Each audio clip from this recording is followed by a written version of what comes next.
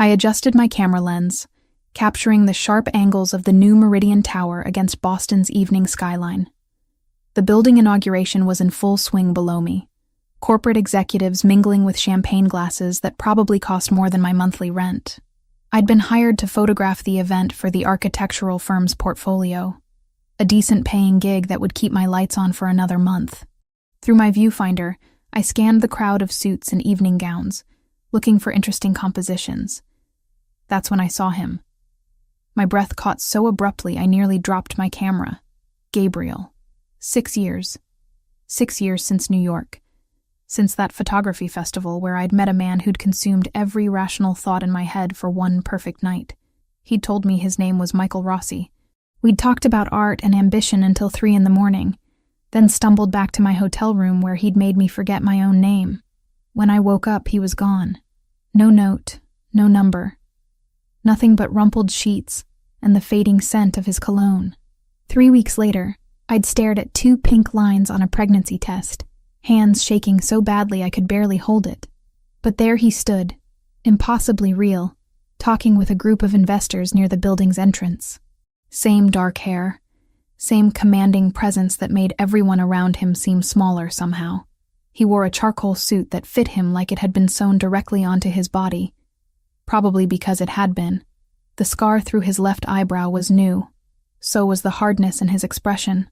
I lowered my camera, my heart hammering against my ribs. Maybe he wouldn't notice me. The venue was packed. I was just another hired photographer, invisible in black pants and a simple blouse. His head turned. Our eyes met across 50 feet of expensive marble flooring. Recognition flashed across his face, followed immediately by something I couldn't identify. Surprise? Calculation? His jaw tightened, and he said something to the man beside him, never breaking eye contact with me. I spun away, focusing my lens on a sculpture near the entrance like it was the most fascinating thing I'd ever seen. My hands were trembling. This was bad. This was so incredibly bad. I hadn't been able to find him 6 years ago. I'd tried everything. The phone number he'd given me was disconnected. Michael Rossi didn't exist in any database I could access. I'd eventually accepted that he'd lied about everything, that I'd been stupid and naive and would raise my daughter alone. And now he was here, walking toward me with purposeful strides that parted the crowd like water. "Excuse me." His voice was exactly as I remembered, low and smooth with an edge that suggested danger. "We need to talk." "I'm working." I lifted my camera, snapping random shots of nothing. Claire Thompson. He said my name like he'd known it all along, which meant he'd probably known it 6 years ago too. "Put the camera down." I did, but only because my fingers were shaking too badly to hold it steady. "It's been 6 years. I don't think we have anything to discuss." "I think we do." He moved closer, invading my space deliberately. Up close, I could see the faint lines around his eyes, the barely concealed tension in his shoulders. He looked older, harder, like the years had carved away anything soft. "You ran away from me at the festival. I wanted to find you. You left before I woke up. I had business to handle. I came back an hour later and you were gone. Hotel room cleared out. That stopped me. I'd left at dawn, unable to bear waking up alone with the shame of being abandoned. You came back?" "Of course I did." His eyes, dark brown and intense, searched my face. "I've thought about you. Often." The admission sent heat through my chest that I absolutely could not afford to feel. "Well, congratulations on your real estate ventures or whatever this is. I need to get back to work." I tried to move past him. His hand shot out, not grabbing me but blocking my path. "Why did you say we have nothing to discuss?" "Because we don't. The way you're looking at me says otherwise." He leaned in slightly, and I caught that same cologne, woodsy and expensive. "What happened after New York, Claire?" My daughter's face flashed through my mind. Those eyes, exactly the same shade as his, staring up at me this morning as I'd dropped her off at kindergarten. I'd promised Lily I'd be home by 7 to help her practice reading. "I have a daughter." The words came out flat, defensive. "She's 5 years old. Now move." I shoved past him before he could respond, before I could see whatever expression crossed his face. My legs carried me toward the exit on autopilot, my camera bag banging against my hip. I'd gotten enough shots. They'd have to be good enough. Behind me, I heard him bark something at someone, the word now carrying absolute authority. But I was already out the door, gulp of October air hitting my face like a slap. I made it to my car, a 10-year-old Toyota that coughed before starting, and pulled out of the parking garage with my hands still shaking on the wheel. That night, I couldn't eat. Lily chatted about her day at school, showing me the drawing she'd made of our apartment building, and I smiled and praised her while my mind spun in circles. He was in Boston. Gabriel, or Michael, or whoever he really was. Those investors had deferred to him like he owned the building. Maybe he did.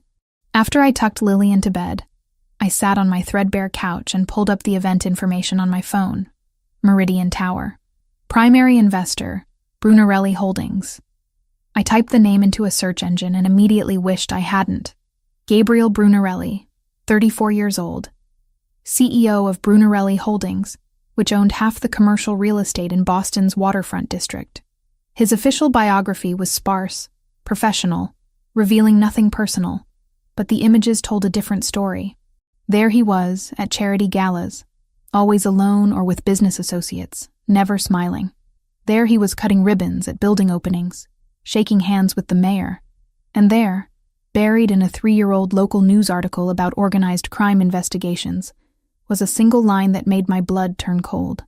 Gabriel Brunarelli, alleged head of the Brunarelli crime family, declined to comment. My phone buzzed in my hand. Unknown number. Hello. I need to see you again. His voice, unmistakable. How did you get this number? That's not important. We need to finish our conversation. No, we really don't. I stood up, pacing my tiny living room. I told you what you needed to know. I have a daughter. That's it. That's the end of the conversation. Claire, something in his tone made me stop moving. I'm very good at math. If your daughter is 5 years old, and we met 6 years ago, that means... I hung up. My entire body was shaking now. Lily's bedroom door was closed, her nightlight casting a soft glow underneath. She was safe, asleep, completely unaware that her father had just done the math. The phone rang again. I turned it off, but I knew, standing there in my apartment with its peeling paint and secondhand furniture, that turning off my phone wouldn't make Gabriel Brunarelli go away. Men like him didn't just go away. They got what they wanted, and now he wanted answers about a daughter he didn't know he had. 2 days of silence. 2 days where I jumped at every unexpected sound, checked the peephole before opening my apartment door, and walked Lily to school, scanning every parked car on the street. Nothing. Maybe Gabriel had decided to leave it alone. Maybe alleged crime bosses had better things to do than chase down one-night stands from 6 years ago. I should have known better. Tuesday afternoon, I was editing photos on my laptop when someone knocked on my door. Not a normal knock. 3 sharp raps that carried authority. Through the peephole, I saw him. Gabriel Brunarelli, standing in my hallway like he belonged there, wearing another immaculate suit. Behind him stood a man built like a tank, expression professionally blank. I'm not opening this door, I called through it. Then I'll keep knocking. Your neighbors will start asking questions. His voice was calm, matter of fact. We both know you don't want that. My hand hovered over the deadbolt. He was right, and he knew it. Mrs. Chen across the hall was already suspicious of every visitor I had. I clicked the lock and opened the door 6 inches. The chain still engaged. What do you want? He held up a manila folder thick with papers. To talk, that's all. How did you find where I live? Does it matter? Something flickered in his eyes that might have been regret. I need to see her, Claire. I need to see my daughter. You don't know that she's yours, don't I? He shifted his weight, and I caught sight of the other man adjusting his jacket in a way that suggested a weapon underneath. Let me in, please. That last word, softened with something almost vulnerable, made me slide the chain free. I opened the door but blocked the entrance with my body. Just you, not him. Gabriel glanced at his companion. Wait in the car, Paolo. The man hesitated, jaw tightening, but nodded and headed toward the stairwell. Gabriel stepped inside my apartment, and suddenly, my small living space felt microscopic. He dominated it without trying. his presence making my secondhand furniture look even shabbier. I crossed my arms. "You've got 5 minutes." He set the folder on my coffee table, then straightened and looked at me directly. "I had you investigated.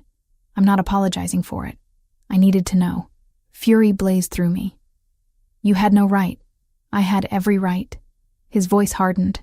"Claire Thompson, 29 years old, freelance photographer, specializing in architectural work. You live alone with your daughter Lily, age 5, who attends Riverside Elementary. You moved to Boston 4 years ago from Providence. Your sister Camilla is an attorney at Morrison & Associates. Should I continue? Get out. You tried to find me." He tapped the folder. "Text messages sent to a disconnected number. Searches for Michael Rossi in New York databases. You kept trying for 3 months after the festival. That stopped my anger cold. You read my messages? Every single one." His expression softened fractionally. "You told me you were pregnant. You asked me to call. You said you weren't asking for anything except a conversation." My throat tightened. Those desperate messages, sent to nowhere, screaming into a void. The name you gave me was fake. It was necessary at the time. I was handling business that required anonymity. He moved closer, and I forced myself not to retreat. If I had known Claire, if I had received even one of those messages, I would have been there. But you didn't know. And I raised her alone, so you can take your investigation and leave. I want to see her. Not a request. A statement of intent. Absolutely not. I'm her father. You're a stranger who spent one night with me 6 years ago using a fake name. My hands clenched into fists. You think I'm going to let some man I barely know anywhere near my daughter? Especially after finding out you're allegedly running a crime family? His jaw tightened. That article was conjecture. I've never been charged with anything. That's not a denial. No, he agreed quietly. It's not. At least he was honest. I grabbed the folder and opened it, needing something to do with my hands. Inside were printouts of my bank statements, Lily's school records, medical history, photographs of her that must have been taken from my social media accounts. My stomach churned. He'd invaded every aspect of our lives. Then I saw the medical documents clipped together at the back. DNA testing information, collection procedures, chain of custody protocols, laboratory specifications. What is this? A paternity test. He pulled a small kit from his jacket pocket. Simple cheek swab. Results in 24 hours. Then we'll both know for certain. I already know for certain. Then you have nothing to fear from proof. He set the kit on the table beside the folder. I'm not trying to take her from you. I'm asking for the truth. Before I could respond, I heard the apartment door open. My sister's voice carried from the entrance. Claire, I picked up Lily from school like you asked. Traffic was terrible. My heart stopped. Gabriel's head snapped toward the sound, his entire body going rigid. Lily bounded into the living room, backpack bouncing, her dark curls escaping from their ponytail. Mommy, we made clay animals today, and I made a horse, and Miss Sarah said it was really good, and... She skidded to a halt, seeing Gabriel. Those eyes, deep brown and bright with intelligence, locked onto him with undisguised curiosity. Camilla appeared behind her, one hand on Lily's shoulder. My sister took one look at Gabriel, and I watched her lawyer instincts activate. Who are you? But Gabriel wasn't looking at Camilla. He was staring at Lily with an expression I'd never seen on anyone's face. Pure, undiluted shock mixed with something that looked almost like pain. His hand moved unconsciously to his chest, pressing against his sternum like he couldn't breathe. Lily tilted her head, studying him. Are you one of Mommy's photography friends? His voice came out rough, unsteady. He cleared his throat. Yes, I'm a friend of your mother's. I'm Lily. She stuck out her hand with the confidence only a 5-year-old could possess. I'm 5 3/4. Gabriel crouched down slowly, bringing himself to her eye level. He took her small hand in his much larger one, and I saw his fingers tremble slightly. It's nice to meet you, Lily. You're very polite. Thank you. She beamed at him. Mommy says manners are important. The resemblance was devastating up close.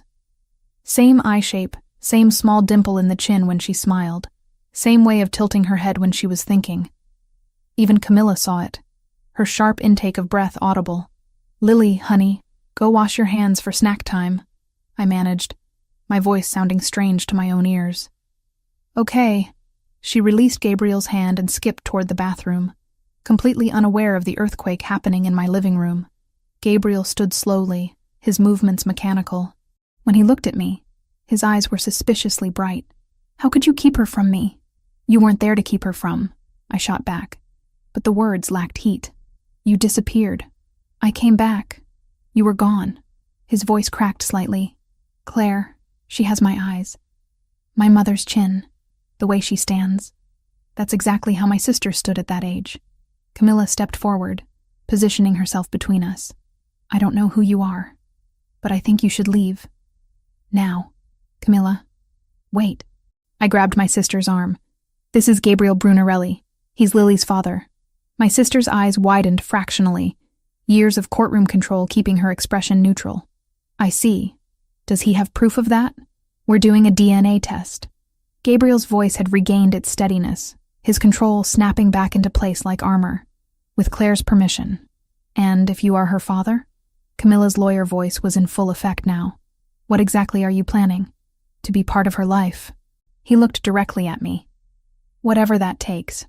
Lily emerged from the bathroom, hands still dripping water. "Can Mr. Friend stay for snack? We have apple slices and peanut butter." The absurdity of it almost made me laugh. Here stood Gabriel Brunarelli, alleged crime boss, being offered apple slices by his daughter, who had no idea who he was. "Mr. Friend has to leave," I said gently. "But maybe he'll visit again soon." Gabriel's expression made it clear that maybe wasn't going to be acceptable, but he nodded, reaching into his pocket to pull out a business card. "Call me when you're ready to do the test. The number on this card will actually reach me." I took it, our fingers brushing. That same electric shock from 6 years ago. And if the test confirms what we both already know, then we figure out what comes next. He looked past me to where Lily was climbing onto a kitchen chair. Together. After he left, Camilla made Lily snack while I stood in the living room staring at the DNA kit on my coffee table. 24 hours to confirm what my daughter's face already screamed. 24 hours before my carefully constructed life shattered completely. "You're really going to do it?" Camilla asked quietly. I picked up the kit, feeling its weight in my palm. "I don't have a choice. He knows where we live. He's not going away." My sister sighed. "Then you better get a lawyer, because something tells me Gabriel Brunarelli doesn't do anything halfway." She was right. I called his number that night after Lily fell asleep. He answered on the first ring like he'd been waiting. We scheduled the test for the next morning at a private medical facility he'd arranged. The results came back in 18 hours. 99.9% probability of paternity. Lily Thompson had a father, and I had no idea what happened next. The first 2 weeks of supervised visits felt like walking a tightrope blindfolded. Gabriel arrived every Monday, Wednesday, and Friday at exactly 6 o'clock. Never early, never late. Camilla insisted on being present for the first week, sitting on my worn couch with her lawyer face on, watching every interaction like a hawk. Lily took to him instantly, which somehow made everything worse. She'd show him her drawings, her toy horses, the chapter book she was learning to read. Gabriel would sit cross-legged on my living room floor in his $1,000 suits, listening to her rambling stories with an attention that felt almost desperate. "Why does Mr. Gabriel always wear fancy clothes?" Lily asked me one night after he'd left. "That's just how he dresses for work, honey." "What's his job?" I'd paused, choosing my words carefully. "He helps people with their buildings, makes sure they're safe and nice. Not technically a lie, just spectacularly incomplete." By the end of the second week, I'd relaxed enough to let Camilla sit in the kitchen instead of hovering in the living room. My sister used the time to catch up on case files, while I pretended to edit photographs on my laptop. Really, I was watching them, watching how Gabriel's entire demeanor transformed around Lily. The hard edges smoothed. His shoulders lost their tension. When she laughed, something in his eyes softened in a way that made my chest ache. "He's good with her," Camilla observed quietly one evening after he'd left. "I know. That terrifies you." I closed my laptop. "Shouldn't it? I still don't know who he really is, what he really does." but you're going to find out whether you want to or not." My sister's voice carried the weight of experience. Men like him don't compartmentalize well. Eventually, his world will touch yours. She was right. I just didn't know how soon. Wednesday of the 3rd week, I picked Lily up from school and immediately noticed the black sedan 2 cars behind us. Same one I'd seen that morning on my way to drop her off. Same one parked across from our apartment building when I'd left for a coffee run yesterday. My hands tightened on the steering wheel. Maybe I was being paranoid. Boston had plenty of black sedans. But something about the way it maintained exactly the same distance, the way it turned when I turned, made my skin crawl. At a red light, I grabbed my camera from the passenger seat and adjusted the side mirror. Through my telephoto lens, I captured the license plate clearly, along with a shot of the driver, a thick-necked man with Slavic features wearing sunglasses despite the overcast weather. "Mommy, why are you taking pictures of cars?" Lily asked from her booster seat. "Just practicing, sweetheart." The sedan followed us all the way to our building, finally driving past as I parallel parked. But I saw it circle the block in my rearview mirror. Inside the apartment, I downloaded the photos to my laptop immediately, my pulse hammering. Should I call the police?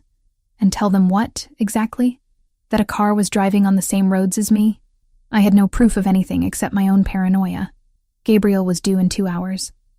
I spent that time trying to calm down, making Lily's dinner, helping her with the simple homework her teacher had assigned.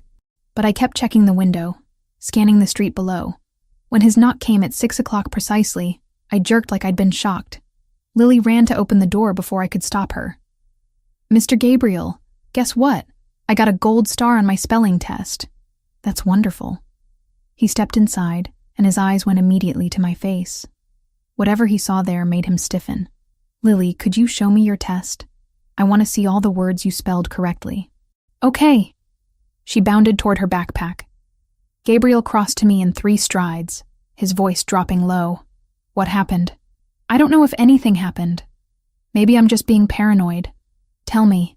Something about the command in his voice, the intensity in those dark eyes, made me pull up the photos on my laptop. This car followed us from Lily's school to here.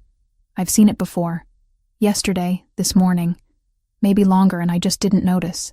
He leaned over my shoulder, studying the images. His entire body went rigid. When he straightened, his expression had gone cold in a way that raised every hair on my arms. "That's not paranoia." He pulled out his phone, typed something rapidly. "That's surveillance." "Surveillance? By who?" "I need to make a call. Can you keep Lily occupied?" "Gabriel, you're scaring me." He cupped my face with one hand, the gesture surprisingly gentle. "I'm going to handle this. But I need you to trust me right now." Before I could respond, he stepped into my tiny kitchen and made a call. His voice too low to hear clearly. I caught fragments. "Bratva." "Confirmed." "My daughter." "No." Immediately. "My daughter." Hearing him say it sent chills down my spine. Lily showed me her spelling test, chattering about how hard because was to remember, while Gabriel paced my kitchen with his phone pressed to his ear. When he finally returned, his expression was carefully neutral, but I could see the tension in his jaw. "We need to talk, after Lily goes to bed. Tell me now." "Not in front of her." His tone left no room for argument. The next 2 hours were torture. Gabriel played with Lily like nothing was wrong, reading her favorite book about horses, letting her teach him a clapping game she'd learned at school. But I felt the undercurrent of danger thrumming through the apartment like a live wire. Finally, Lily was tucked into bed, nightlight glowing. I closed her door and turned to find Gabriel standing in my living room, hands in his pockets, looking more serious than I'd ever seen him. "Talk. The car belongs to the Solntsevskaya Bratva, Russian organized crime." He said it matter-of-factly, like he was discussing the weather. "They've been testing my territory for the past few months. I've been monitoring their movements, trying to determine their endgame. Your territory." My voice came out flat. "So the allegations are true. You run a crime family." "Yes." At least he didn't insult me by denying it. "And these Russians know about Lily." "As of recently, yes. I've kept my personal life extremely private, but clearly not private enough." his hands clenched into fists.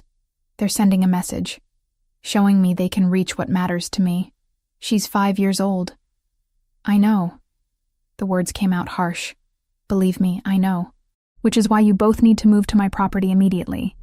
I have a secure residence in Brookline with armed guards, surveillance systems, everything needed to keep you safe. Absolutely not. I shook my head violently. I'm not putting my daughter in some fortress surrounded by criminals.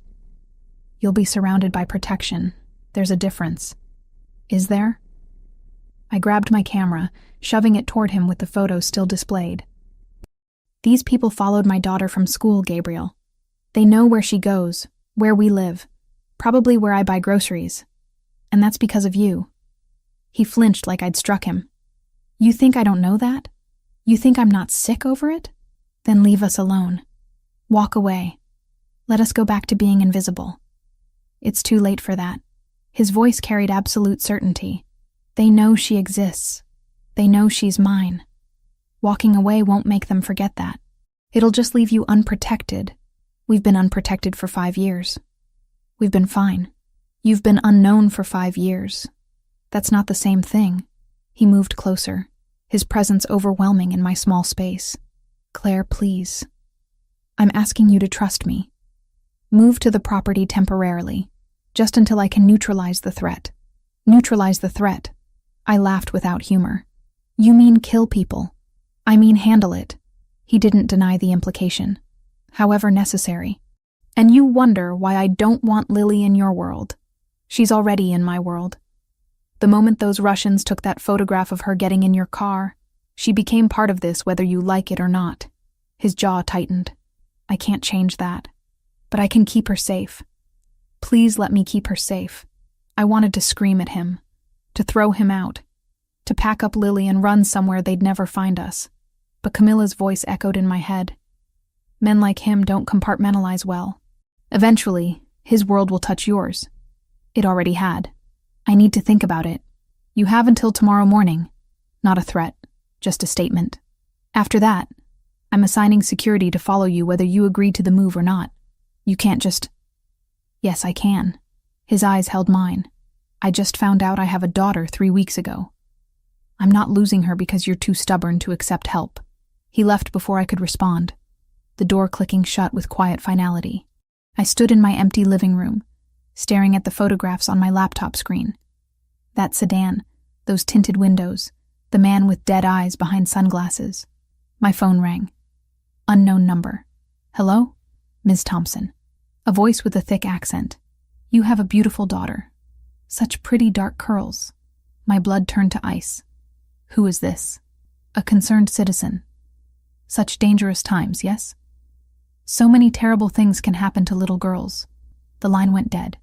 I barely made it to the bathroom before I threw up, hands shaking so violently I could barely grip the edge of the sink. When I could breathe again, I called Gabriel. He answered immediately. What's wrong? Someone just called me. About Lily. They knew what she looked like. I couldn't finish the sentence. I'm on my way. Lock the door. Don't open it for anyone but me. He was there in 12 minutes. I didn't ask how he'd driven across the city that fast. We're moving to your property, I said before he'd fully stepped inside. Tomorrow. First thing. He exhaled slowly, some of the tension leaving his shoulders. You made the right choice. Did I? I wrapped my arms around myself. Or did I just agree to lock my daughter in a golden cage? You agreed to keep her alive. He pulled out his phone. I'll have everything arranged by morning. Pack what you need. Everything else can be replaced. After he left to make preparations, I stood in Lily's doorway watching her sleep. She looked so peaceful, one arm thrown over her stuffed horse, completely unaware that our lives had just changed forever. I'd spent 5 years protecting her from the world. Now I had to trust a man I barely knew to do the same. God help us both. I didn't sleep. How could I? Every creak in the building, every car door slamming outside, every footstep in the hallway sent my heart into my throat. I sat on Lily's floor with my back against her bed, watching shadows move across the ceiling, my phone clutched in one hand. Camilla arrived at 6 in the morning looking like she'd slept about as well as I had. I'd called her after the threat, and she'd immediately shifted into crisis mode. "You're really doing this?" She set 2 coffees on my kitchen counter, eyeing the packed duffel bags by the door. "I don't have a choice." I wrapped my hands around the cup, needing the warmth. "They called me Camilla. They described her." My sister's jaw tightened. "I know, and I hate that I'm about to say this, but Gabriel's right. Moving to a secure location is the smart play here. Since when do you defend him?" "Since someone threatened my niece." She took a long drink of coffee. "Look, I don't like the man's profession any more than you do. But I've seen enough criminal cases to know how these organizations operate. The Bratva doesn't make empty threats, Claire. If they're showing interest in Lily, you need serious protection. So I'm just supposed to accept that my daughter's life now requires armed guards? You're supposed to accept reality." Camilla's voice softened. "I'm a lawyer, not a bodyguard. Gabriel has the resources to keep you both safe. Use them." Lily woke up confused about why we were packing, why Mr. Gabriel was taking us on a special trip to his big house. I'd practiced the explanation all night, keeping it simple, age-appropriate. We were going to stay somewhere fun for a little while. She'd have her own room, a huge yard to play in, and Daddy would be there. That last word had slipped out without permission, but Lily's face had lit up so brightly that I couldn't take it back. Gabriel arrived at 7:30 in a black SUV with tinted windows. Paolo drove. Another man I didn't recognize sat in the passenger seat. Both had the same alert, dangerous quality that made my stomach churn. "Ready?" Gabriel took my bags before I could protest, loading them into the back. "No, but we're going anyway." The drive to Brookline took 30 minutes through Boston's morning traffic. Lily pressed her face against the window, excited by the novelty. I sat rigid in my seat, watching Paolo's eyes constantly scan mirrors, the way the other man kept one hand near his jacket. "Mommy, look at all the big houses," Lily pointed as we entered a neighborhood where every property had gates and manicured lawns. The Brunarelli estate made those houses look quaint. Stone walls topped with sophisticated cameras surrounded the property. The gate rolled open smoothly as we approached, operated by someone I couldn't see. The driveway curved through landscaped grounds that probably cost more to maintain than my annual income. The house itself was modern, all glass and clean lines, somehow managing to look welcoming despite its size. Paolo parked near the entrance where 2 more men in dark suits stood watching our arrival. "Security team," Gabriel explained quietly. "They'll be positioned around the perimeter. You won't see them unless there's a problem." That's supposed to be reassuring. It's supposed to be reality. Inside, the house was even more overwhelming. Marble floors, contemporary art on walls that stretched up 2 stories, furniture that looked like it belonged in a design magazine. Lily's eyes went wide as planets. "Is this a museum?" she whispered. "It's a house." Gabriel crouched to her level. "Your house, for as long as you're here. Want to see your room?" He led us upstairs to a bedroom that was bigger than our entire apartment. Someone had already prepared it for a child with a bed shaped like a castle, shelves of books, and a window overlooking gardens that seemed to go on forever. "This is all for me?" Lily breathed. "All for you." Gabriel glanced at me. "Your mother's room is connected through that door. You'll share a bathroom, but you each have privacy." My room was equally excessive, decorated in soft grays and whites, with a king-sized bed and sitting area. Through the connecting door, I could see Lily already exploring her space, touching everything with reverent fingers. "I need to make some calls," Gabriel said. "Paolo will show you around when you're ready. Help yourselves to anything in the kitchen." He left before I could respond, pulling out his phone as he descended the stairs. I stood in my borrowed bedroom feeling untethered, watching Lily discover a closet already stocked with clothes in her size. "How did he know what size she wears?" I asked Paolo when he appeared to give us the tour. The big man shrugged. "Boss is thorough." "Thorough. Right. Not invasive or controlling. Thorough." The tour revealed a house designed for both luxury and security. Panic room in the basement, reinforced windows, cameras covering every angle of the property. The kitchen was restaurant quality. The library held thousands of books, and there was a separate wing for staff I hadn't even realized existed. Mr. Brunarelli works from the East Office most days, Paulo explained. "You have access to the entire main house and grounds. Just stay inside the wall perimeter. What happens if we go outside the perimeter? Security gets nervous." By evening, Lily had adapted to her new environment with the resilience of childhood. She'd explored the gardens, played in her castle bed, and convinced Gabriel to read her 3 stories before dinner.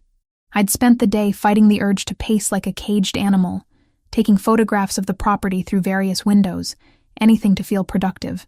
Dinner was served in a dining room that could seat 20 but felt intimate with just the 3 of us at one end. Some invisible staff member had prepared chicken and vegetables that Lily actually ate without complaint. "Can we eat here every night?" she asked Gabriel. "As long as you're here, yes." "How long is that?" I interjected. His eyes met mine over Lily's head. "We'll discuss it later."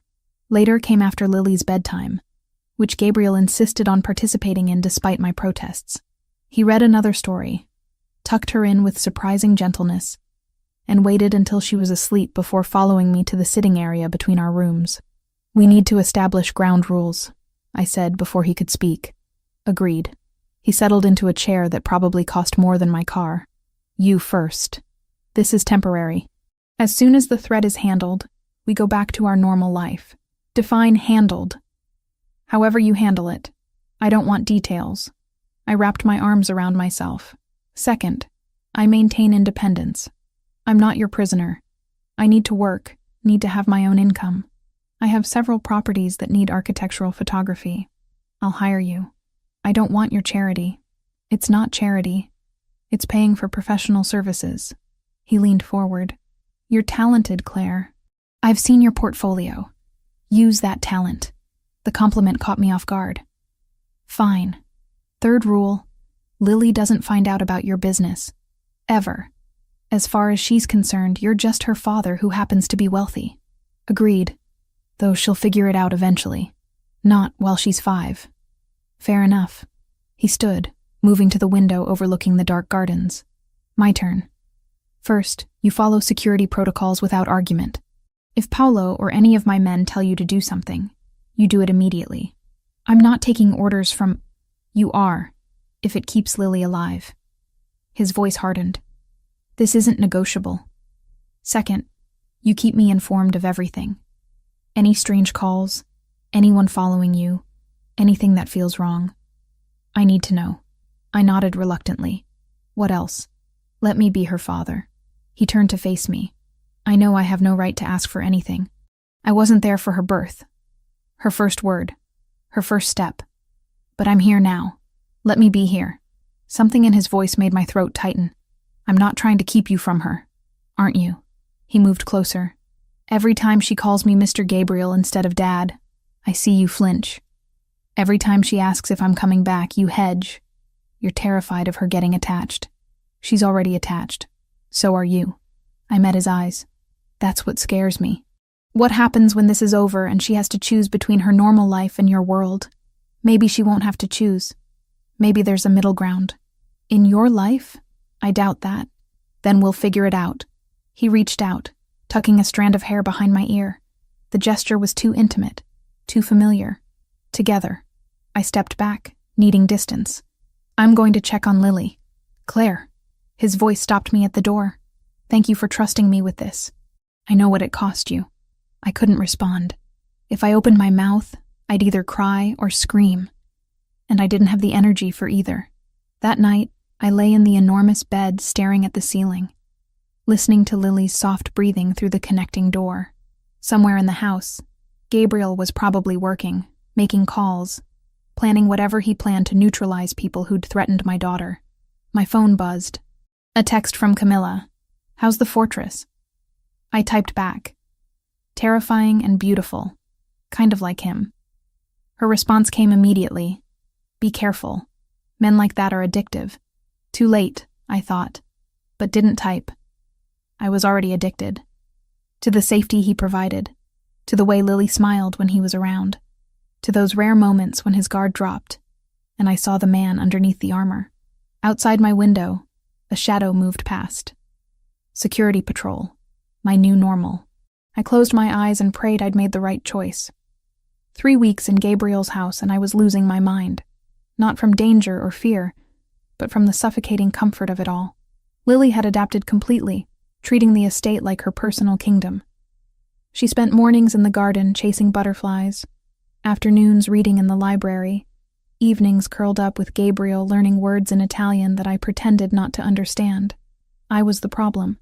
I'd wake up in sheets that cost more than my monthly rent, eat breakfast prepared by invisible staff, and feel my independence slipping away like sand through fingers. "You're restless," Gabriel observed one morning as I paced the kitchen for the third time while Lily ate pancakes. "I need to work. Real work. Not just sitting around being protected. I told you I'd hire you for photography projects. You said that 3 weeks ago. I haven't seen a single assignment." I leaned against the marble counter. "I'm going stir-crazy, Gabriel. I need to feel useful." He studied me with those dark eyes that saw too much. "I have something. But you'll need security. Obviously. I seem to need security for everything now." If he caught the bitterness in my voice, he didn't acknowledge it. "There's a hotel under renovation downtown. Luxury property, historic building. I need architectural shots for the marketing materials before the grand opening next month. Finally." "When?" "This afternoon if you're ready. I'll drive you myself." The hotel was in Boston's Back Bay, a Gilded Age building being restored to its former glory.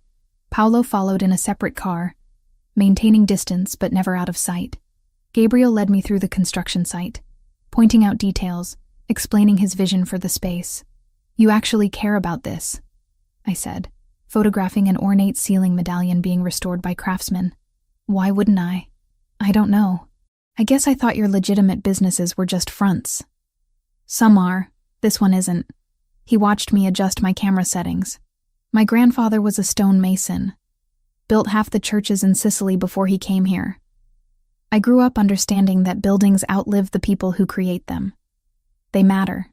It was the most personal thing he'd shared since I'd moved in. I lowered my camera. "Is that why you went into real estate? Family legacy?" "Partly. Also because commercial property can't be easily traced or seized. It's stable in ways other enterprises aren't." He caught himself. "Sorry. You said you didn't want details about the business." "That's not detail about crime. That's just good financial planning." His mouth quirked in something almost like a smile. "See? We can talk about my world without you running away." I returned to photographing, but something had shifted. The hotel was stunning. All soaring ceilings and intricate woodwork. Gabriel moved through it like he belonged, occasionally stopping to inspect work, exchange words with the foreman. He was good at this. The legitimate businessman role.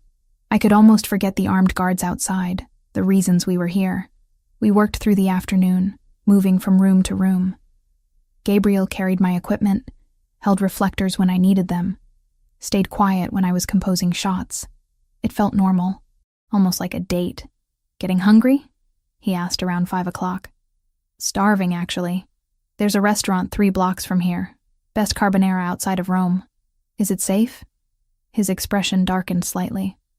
"I own the building. Security is already positioned. But if you'd rather go back..." "No." The word came out too quickly. "No, I'd like that. To eat somewhere that isn't your dining room." The restaurant was intimate. Exposed brick and dim lighting, mostly empty in the early evening. Gabriel had reserved a corner table with clear sightlines to all exits. I noticed but didn't comment. "Lily would love this place," I said, studying the menu. "She's been asking about trying new foods. We could bring her, maybe Sunday dinner. You want to take a 5-year-old to your expensive restaurant?" "I want to take my daughter wherever she wants to go." He set down his menu. "Is that strange?" "No, it's sweet." I paused. "She asked me yesterday when she could call you Dad." "Not Mr. Gabriel. Just Dad." Something flickered across his face, vulnerable and raw. "What did you tell her?" I said whenever she felt ready. I met his eyes. "I won't keep that from her. Whatever else I'm scared of, I won't keep you from being her father. Thank you." His voice had gone rough. "You don't know what that means." Dinner arrived, and we ate mostly in comfortable silence. I caught myself watching him, the way his hands moved, the rare moments when his expression softened. This was dangerous territory. I was supposed to be maintaining emotional distance, protecting myself and Lily from getting too entangled in his complicated world. Instead, I was sitting across from him at a romantic restaurant, feeling more relaxed than I had in months. "Tell me about your photography," he said over wine. "When did you start?" "High school. My mom bought me a cheap digital camera for my birthday. I started taking pictures of buildings because they didn't move or complain." I smiled at the memory. People said I had an eye for it. Architecture programs recruited me for college. "Why didn't you go?" "Got pregnant instead." I said it without bitterness. Community college while working part-time, then freelancing once Lily was old enough for school. Not the glamorous artist life I'd imagined, but it's mine. It's impressive. He leaned back, studying me. Raising a child alone, building a career, staying independent. Most people would have given up. Giving up wasn't an option. Lily needed me. She's lucky to have you as her mother. The compliment settled warm in my chest. You're good with her too. Better than I expected. Expected me to be terrible. Expected you to be distant. Uncomfortable. Men in your position don't usually prioritize family. Men in my position usually don't find out they have a 5-year-old daughter. His expression grew serious. I meant what I said before. I want to be part of her life. Permanently. Define permanently. However you'll let me. Weekends, holidays, summers when she's older. I want her to know me, Claire. Really know me. The legitimate businessman or the crime boss? Both, eventually. He reached across the table, his fingers brushing mine. I know you don't want her exposed to that world. I'll protect her from it as long as possible. But she's a Brunarelli. One day she'll need to understand what that means.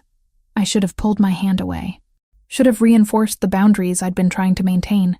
Instead, I let his fingers curl around mine, the contact sending electricity up my arm. I'm scared, I admitted quietly, of her getting hurt, of you getting hurt, of this becoming permanent and then falling apart. What if it doesn't fall apart? Men like you don't do happily ever after, Gabriel. Maybe I want to try. His thumb traced circles on my palm. Maybe having a daughter changes priorities. Or maybe you just feel obligated. Is that what you think?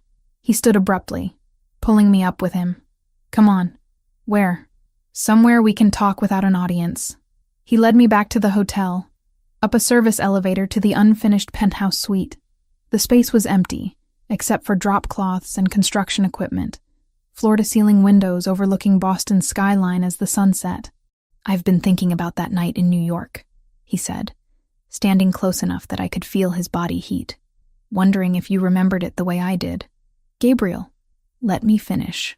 His hand cupped my face, thumb brushing my cheekbone. I've spent 6 years trying to forget you. The way you laughed, the way you saw the world through your camera, the way you looked at me like I was just a man instead of a name with a reputation. I couldn't forget. I tried. My heart hammered against my ribs. That was one night. It was enough to create Lily. Enough to change both our lives. He leaned closer, his breath warm against my lips. Tell me you don't feel this. Tell me I'm alone in wanting more than co-parenting arrangements. I couldn't. God help me, I couldn't lie. This is a terrible idea. Probably. We barely know each other. I know you take your coffee with too much cream. I know you hum when you're editing photographs. I know you'd die to protect Lily, and that you're terrified of needing anyone. His other hand settled on my waist. I know enough. When he kissed me, it felt like falling and flying simultaneously. 6 years melted away and it was New York again. That hotel room where nothing existed except us. But this was different. This wasn't strangers seeking comfort. This was complicated and messy and real. I kissed him back, hands fisting in his shirt, pulling him closer. His arms wrapped around me, and I felt safe in a way that had nothing to do with armed guards or fortress walls. When we finally broke apart, both breathing hard, reality crashed back in. This can't happen, I said, even as my body screamed otherwise. Why not? Because I still don't trust you. Not completely. I stepped back, needing distance. You're still the man who left me in a hotel room. Still the crime boss who endangered my daughter just by existing. Still someone whose world I don't understand and don't want to be part of. His jaw tightened. Then what do you want, Claire? I don't know.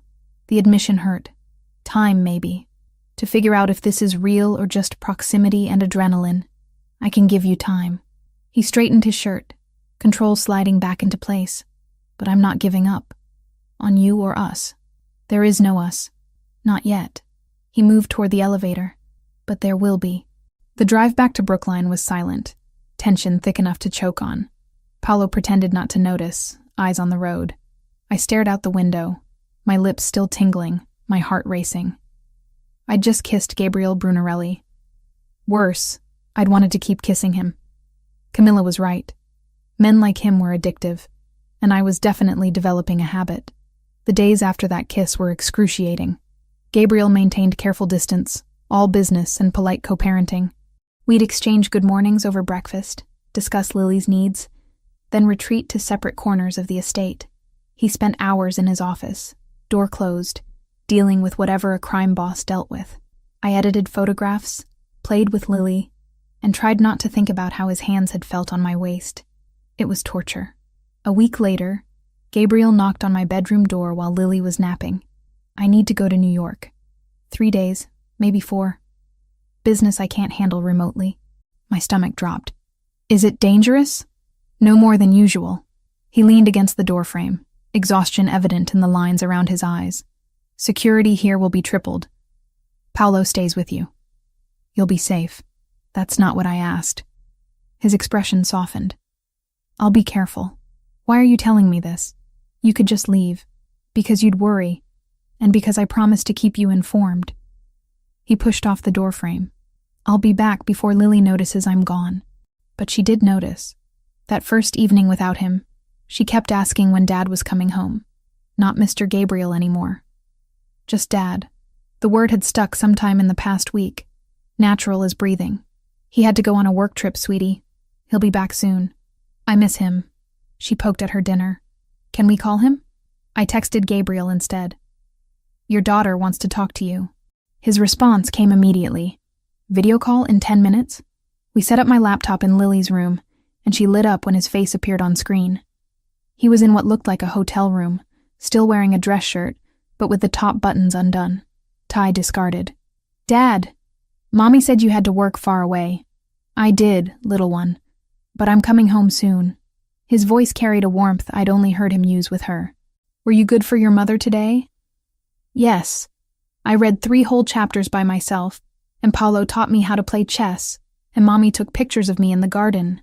They talked for 20 minutes, Gabriel patiently answering her rambling questions about New York, about his hotel, about whether he missed her.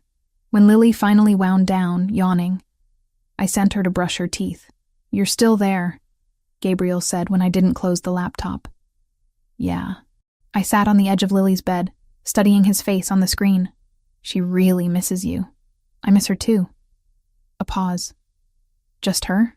The question hung between us. I should have deflected, should have kept the boundaries I'd established. Instead, I heard myself say, no, not just her. His eyes darkened. Claire, don't say anything.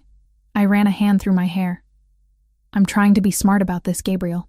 Trying to protect myself and Lily from getting too attached to something that might not last. And if it does last, then we'll deal with it when we get there. Lily's footsteps were coming back down the hall. She's coming. We should go.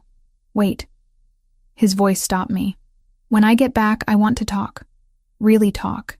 Not about Lily or security or business. About us. There's no us. You just admitted you miss me. Missing someone doesn't make them safe to love.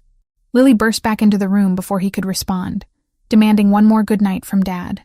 After we hung up, she fell asleep quickly, exhausted from her day. I sat in the darkness listening to her breathe, my mind spinning. Safe to love. Had I really said that? The next 2 days dragged. I photographed every corner of the estate, edited until my eyes burned, played endless games with Lily. Paolo was a constant presence, professional and silent. At night, I lay awake, wondering if Gabriel was safe, if he was thinking about me, if I was losing my mind. He returned on the 3rd evening, looking exhausted but unharmed. Lily threw herself at him with such force he stumbled back, laughing. I watched from the doorway, something painful and sweet twisting in my chest.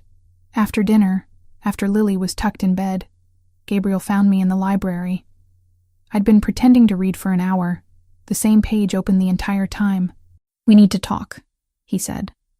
So talk.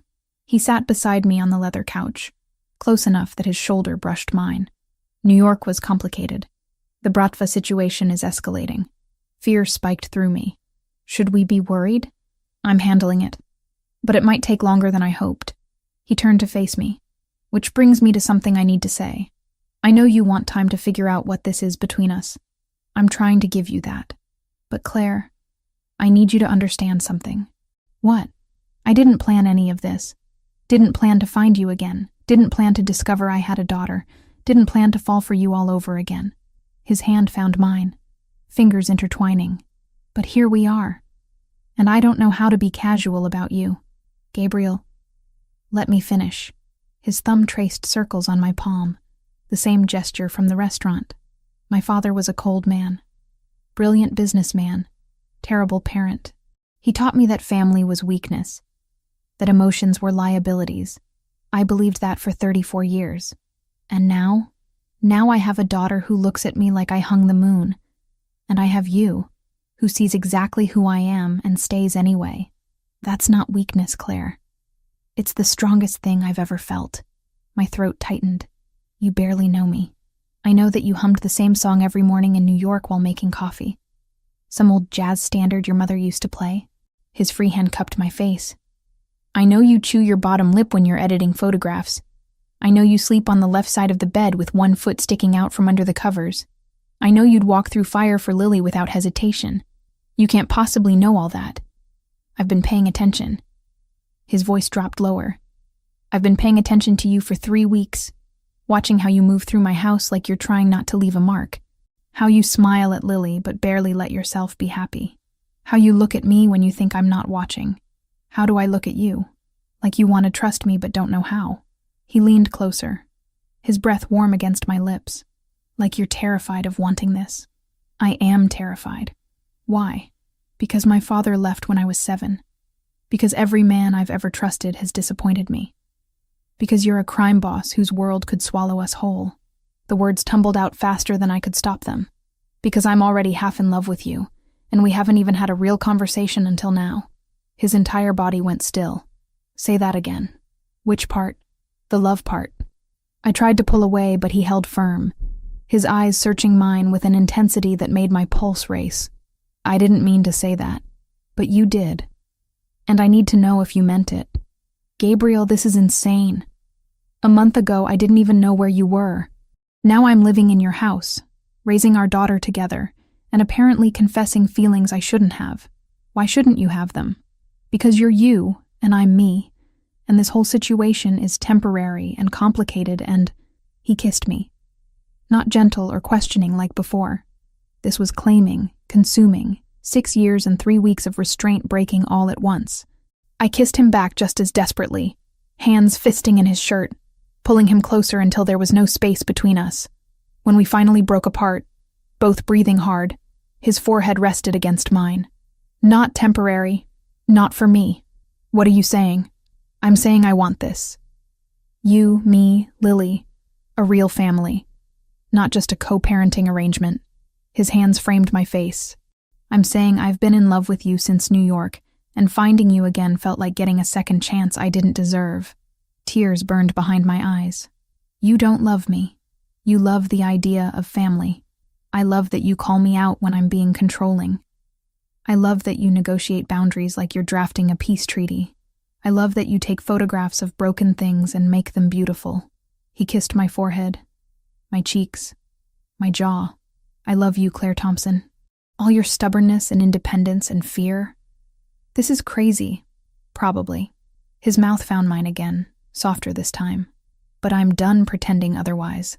I should have pushed him away. Should have reinforced the walls I'd built so carefully. Instead, I melted into him, letting myself feel what I'd been fighting for weeks. The safety of his arms, the warmth of his kiss, the terrifying hope that maybe this could actually work.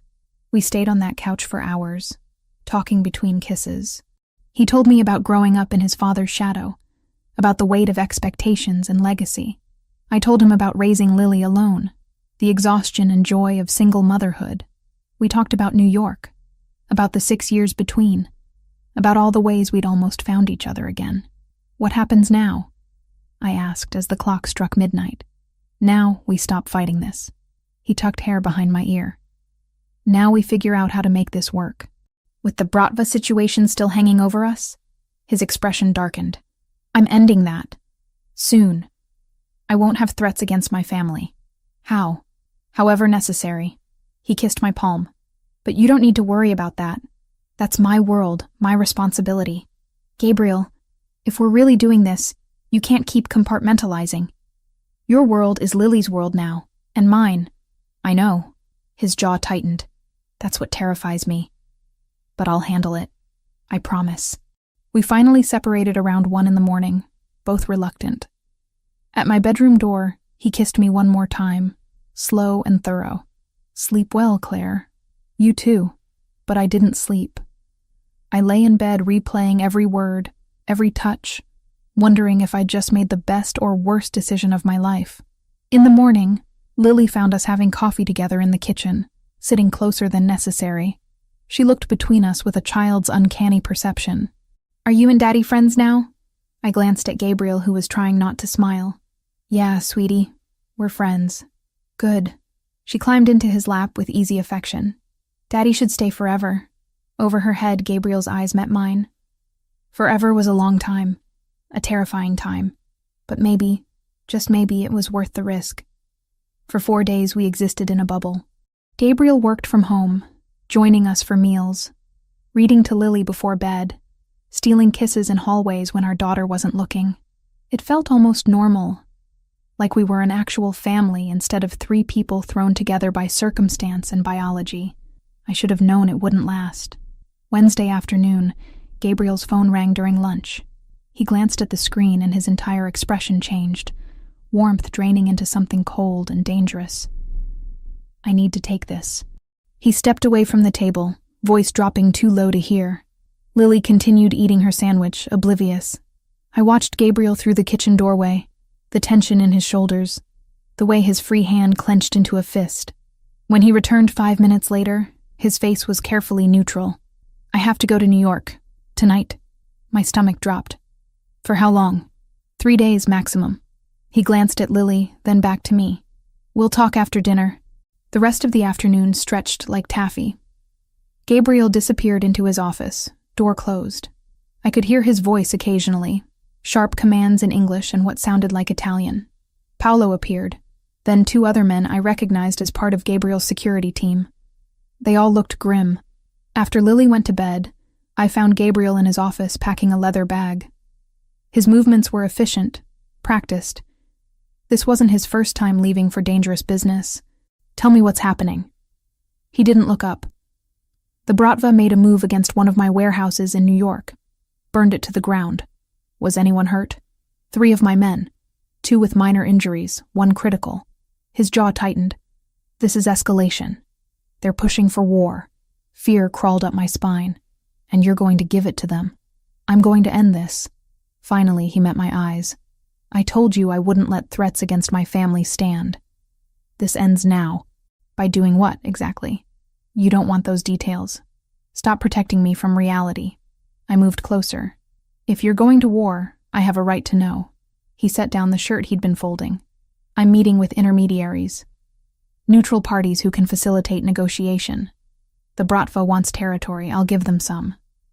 Not the port, not my core holdings, but enough to satisfy their expansion. That's it? Just negotiation? If they're reasonable, yes. If not, he trailed off, but his expression finished the sentence. Gabriel, you can't just... I can and I will.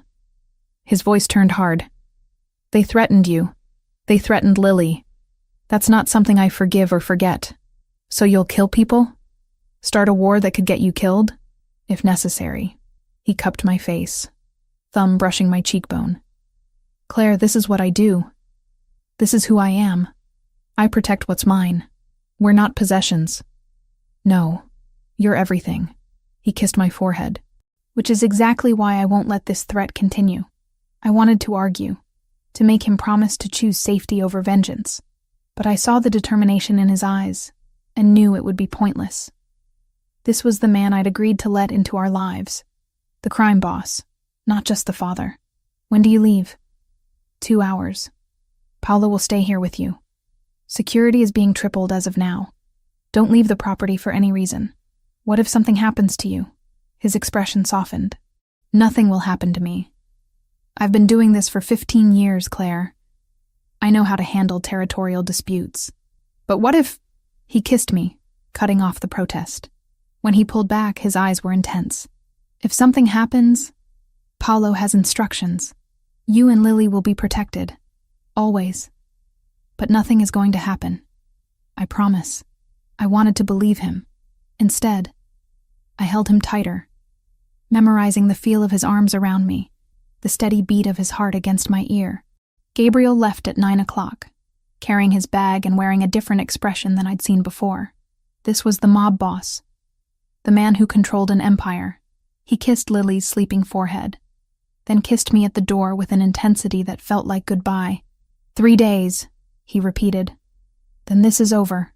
I watched his car disappear down the driveway, Paolo standing beside me. He'll be fine, the big man said quietly. Boss knows what he's doing. Do you really believe that? I've seen him survive worse. Paolo's expression was unreadable. Come inside, Ms. Thompson. Need to lock down the property. That night, I barely slept.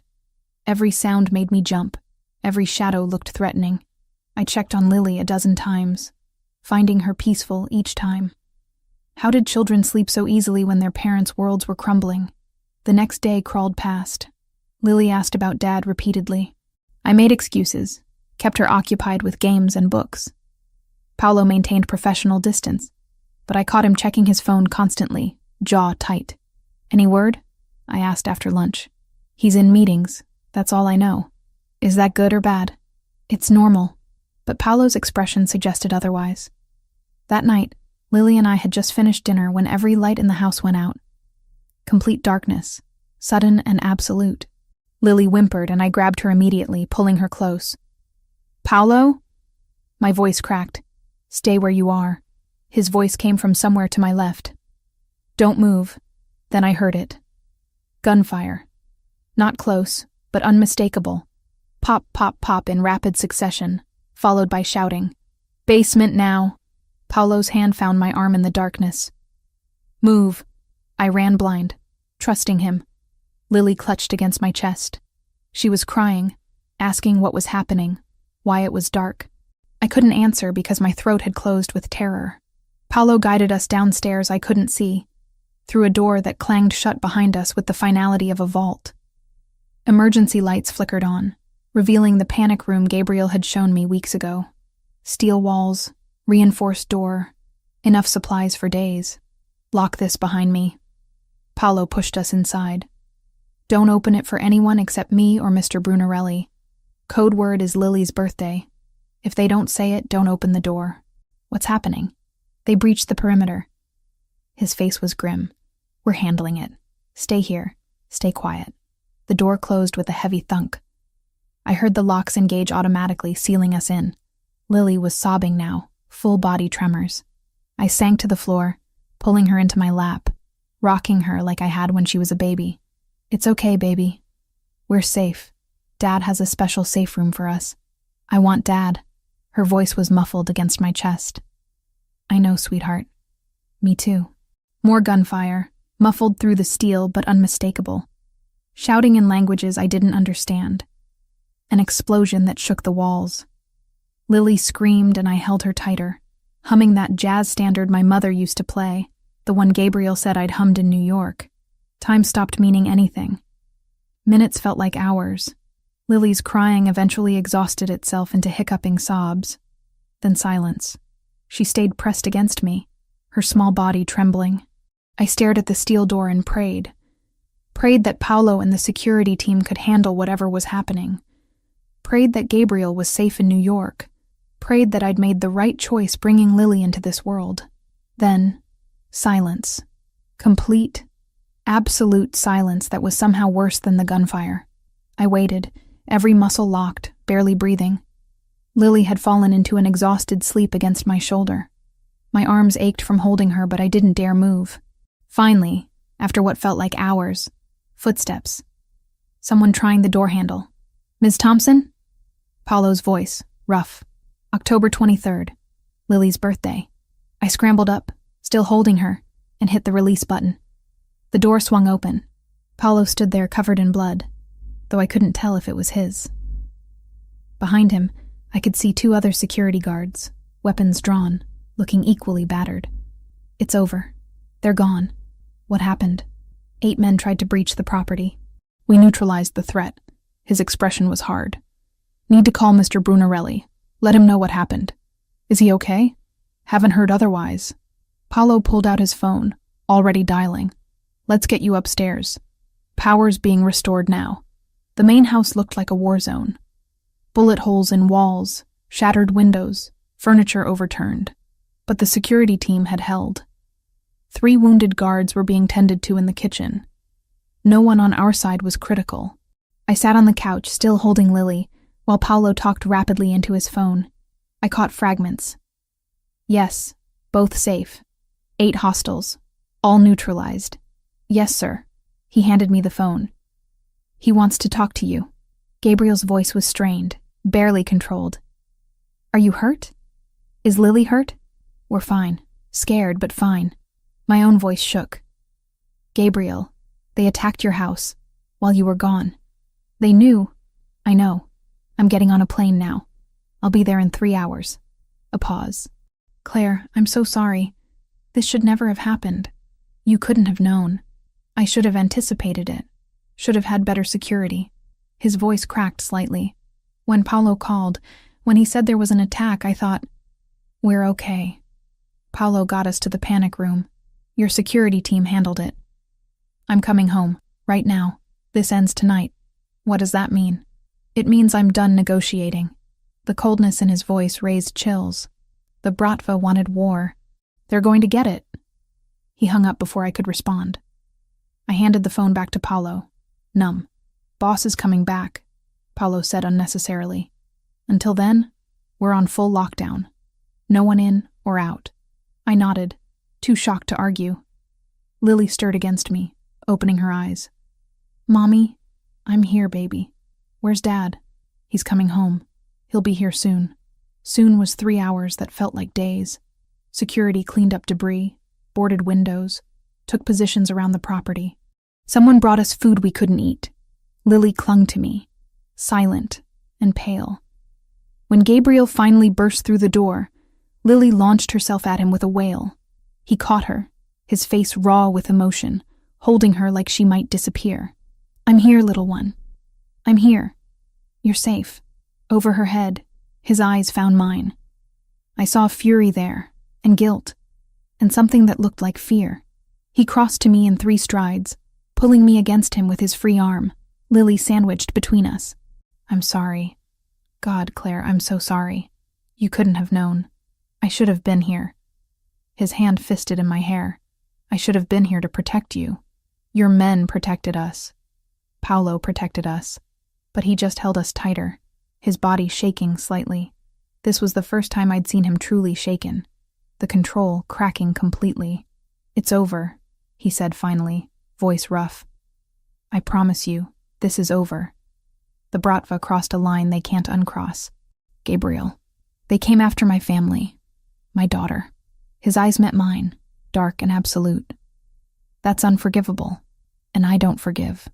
Standing there in his destroyed house, our daughter between us still crying, I understood completely. This was his world. Violence and vengeance and protection at any cost. And terrifyingly, I understood his rage. They'd threatened Lily. My baby girl had sobbed in a steel room while gunfire echoed above us. For that, I wanted them to pay too. The morning after the attack, Gabriel disappeared into his office before dawn. I heard his voice through the closed door, speaking in rapid Italian, the tone leaving no room for argument. Lily slept late, exhausted from trauma. I sat in the breakfast room drinking coffee and watching security teams replace windows, repair bullet damage, erase evidence of violence. Paolo appeared around 8, looking like he hadn't slept. "Boss wants to see you. I'll watch Lily." Gabriel's office was immaculate as always. No sign of the chaos from last night.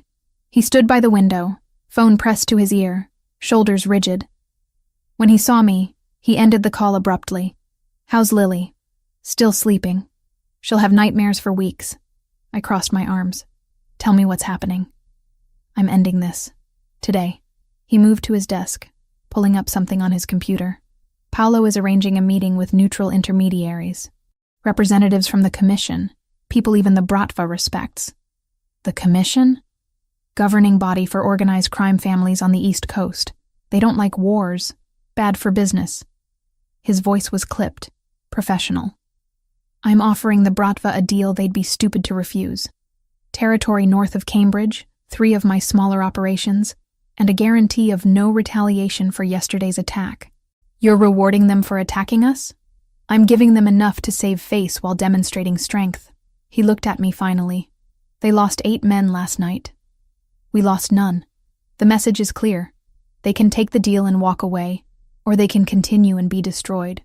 And if they don't take it," his expression turned cold, "then I handle it permanently." I wanted to ask what that meant, but I already knew. Instead, I asked, "When?" "Negotiations start at noon. Should be resolved by tonight." He crossed to me, hands settling on my shoulders. "I need you to trust me on this." "I do trust you." That's what terrifies me. Why? Because 6 weeks ago I would have run from this. Would have taken Lily and disappeared rather than accept this life. I met his eyes. "Now I'm standing here hoping you destroy the people who threatened my daughter. That's not who I thought I was. It's who you need to be to survive in my world." His thumb traced my jaw. "I'm sorry I dragged you into it. You didn't drag me. I chose to stay. The admission hurt. I chose this, for better or worse." He kissed me softly. "After today, it gets better. I promise." Lily woke up clingy and quiet. She wouldn't let me out of her sight, following me from room to room. Gabriel joined us for breakfast, then had to leave for his meeting. Lily's face crumpled when he headed for the door. "I'll be back soon, little one." He crouched to her level. "Just a few hours. Then we'll do something fun, okay? Promise?" "I promise." He kissed her forehead, then looked at me over her head. "Stay inside. Paolo's in charge until I return." The next 6 hours were torture. I tried to distract Lily with games, with reading, with anything. But she remained withdrawn, jumping at sudden sounds. Around 3 o'clock, she finally fell asleep on the couch, exhausted from fear. Paolo's phone rang at 4. He answered, listened, then nodded. Understood. "Well." I couldn't keep the tremor from my voice. "They took the deal. Meeting with the Commission sealed it. Territory exchange happens next week, but the war is over." His expression remained neutral. "Boss will be home in an hour." Relief made my knees weak. "It's really over?" "Agreement's been signed by all parties. Bratva backs off completely. Boss gets peace. Win for everyone." When Gabriel finally walked through the door, I saw the exhaustion carved into his face. But when Lily woke up and ran to him, he smiled, swinging her up like nothing had happened. "See? I told you I'd be back." That night, after Lily was asleep, we sat on the terrace overlooking the gardens. Someone had brought wine. Gabriel held my hand, thumb tracing circles on my palm. 2 weeks, he said quietly. "Give me 2 weeks to ensure the agreement holds, to transfer the territories, to lock everything down. Then we talk about what comes next." "What do you want to come next?" He turned to face me fully. "I want you to stay. Not because of threats or fear, but because you choose to. I want Lily to grow up here, safe and loved. I want to build something real with you. Gabriel, let me finish." His hand cupped my face. "I know my world is dangerous. I know it's not what you wanted for Lily. But I can give you both things too. Safety, stability, a future. I can be the father she deserves and the partner you need." "You're asking me to marry you?" "Not yet. But soon." His eyes held mine. "First, I need to know if you can actually live with who I am." Not just tolerate it, but accept it. Could I? 2 months ago, the answer would have been no. Now, watching him with Lily, seeing how hard he fought to protect us, I wasn't sure anymore. Ask me again in 2 weeks, I said finally. Those 2 weeks passed in a strange calm. Gabriel spent days in meetings, transitioning territories to the Bratva, reinforcing agreements. Paolo reported that the Russians were holding up their end, backing off completely. Slowly, security at the estate decreased to normal levels. Windows were replaced, bullet holes patched. Evidence of violence disappeared. Lily returned to herself gradually, the nightmares decreasing. Gabriel was there every morning and evening, patient and present. We fell into rhythms that felt almost domestic.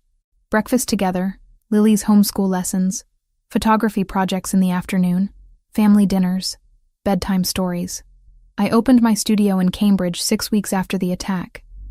A small space with good light, funded by Gabriel, but entirely mine.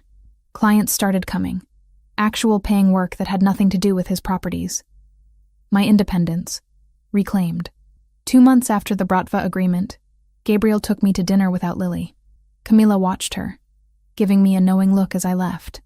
The restaurant was the same one from before, intimate and quiet.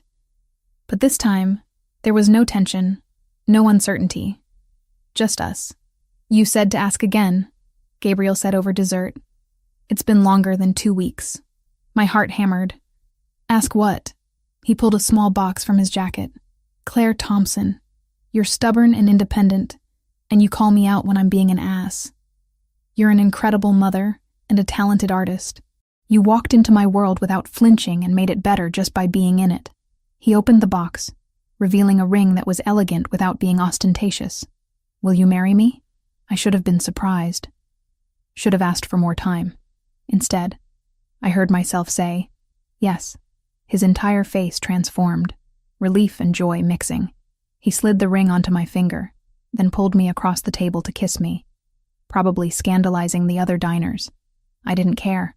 We married 7 months later in the estate gardens, small ceremony with just family and close friends. Lily was the flower girl, taking her job incredibly seriously. Camilla cried, which she denied later.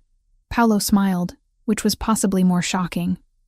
I kept Thompson professionally, but became Brunarelli legally. Lily officially had Gabriel's last name, which made her unbearably proud. My studio thrived. Gabriel gradually shifted more operations to Paolo, focusing on legitimate businesses. The danger never completely disappeared, but it became manageable. Background noise rather than immediate threat. One afternoon, about a year after we married, I was editing photographs while Lily practiced reading in the garden. Gabriel came up behind me, arms wrapping around my waist. What are you working on? The Riverside project. That historic building restoration downtown. I leaned back against him. Should be done by next week. You're brilliant at this. You know that? You're biased. Doesn't make it less true. He kissed my neck. Lily wants to know if we can get a dog. A dog? Apparently all her friends have them. I said we'd discuss it as a family. I turned in his arms. You're really asking my opinion instead of just buying her a puppy? I'm learning. His smile was self-deprecating. Took almost 2 years, but I'm learning. Get the dog. She'll be thrilled. We stood there watching Lily through the window. Our daughter laughing at something in her book. She was 7 now, confident and bright. Fluent in both English and Italian. She knew her father was powerful, that people treated him differently. But she was sheltered from the worst of it, allowed to be a child. Do you ever regret it? Gabriel asked quietly, saying yes. I thought about that night at the building inauguration. The shock of seeing him again. The DNA test, the threats, the attack. Moving into this house, falling in love despite every logical reason not to. Building a life in a world I never wanted to be part of. No, I said honestly. It's not the life I planned. But it's the life I choose, even with all the complications. Especially with the complications. I kissed him softly. You gave me a family, Gabriel. Not just you, but this whole strange, dangerous, loving family. That's worth everything. 3 years ago, I'd tried to find a man who'd disappeared from a hotel room, I'd spent 6 years raising our daughter alone, convinced I was better off that way. I'd been wrong. Sometimes the mistakes we make lead us exactly where we're supposed to be. Sometimes the dangerous choice is the right one. Sometimes love means accepting the whole person, shadows and all. Gabriel Brunarelli was a crime boss, a father, a husband. He was complicated and dangerous, and fiercely protective. He was mine, and I was his. That night, after Lily was asleep, we sat on the terrace with wine and stars. Gabriel's arm around my shoulders, my head on his chest, listening to his heartbeat. "Thank you," he said quietly. "For what?" "For giving me a second chance. For trusting me with Lily. For building this life with me." His hand tightened on my shoulder. "For loving me despite everything. You make it sound like a sacrifice, isn't it?" I thought about my answer carefully. Loving you isn't a sacrifice. It's a choice. One I make every single day. I tilted my head to look at him. "And I'll keep choosing you. For as long as you'll have me. Forever then." He kissed my forehead. "Because I'm never letting you go." Forever was a long time.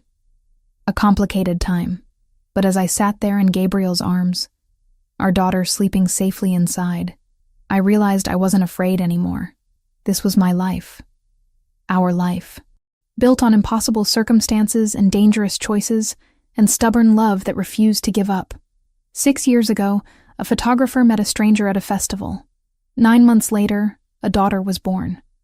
And years after that, against all odds, they became a family. Not perfect, not easy, but real. And that was enough.